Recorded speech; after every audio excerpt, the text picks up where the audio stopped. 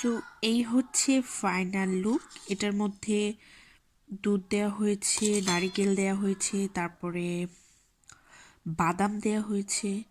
তো এটা একদমই সফট হয়ে গেছে। আমি একটু কেটে দেখাচ্ছি। একদম এখন সফট হয়ে যাবে, নরম। একদম নরম হয়ে গেছে। এটা খেতে অনেক কি মজা লাগে।